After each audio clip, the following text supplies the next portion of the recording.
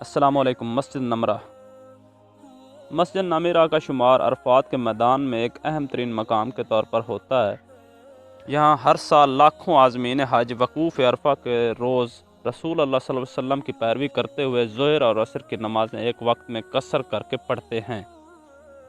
یہ مسجد دوسری صدی ہجری کے وسط میں خلافت عباسیہ کے دور میں اس مقام پر تعمیر کی گئی، جہاں رسول اللہ صلی اللہ علیہ وآلہ وسلم نے حجۃ الوداع کے موقع پر اونٹنی پر بیٹھ کر خطبہ ارشاد فرمایا تھا۔ یہ مسجد عرفات کے مغربی جانب واقع ہے۔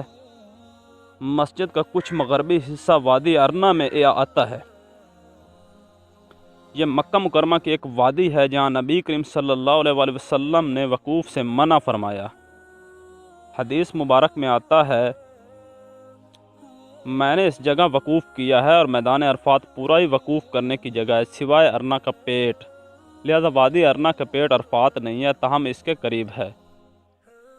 تاریخ کی کئی کتابوں میں مسجد نمرہ کا ذکر مختلف ناموں سے آتا ہے، مثلا مسجد نبی ابراہیم، مسجد ارنا، مسجد عرفہ۔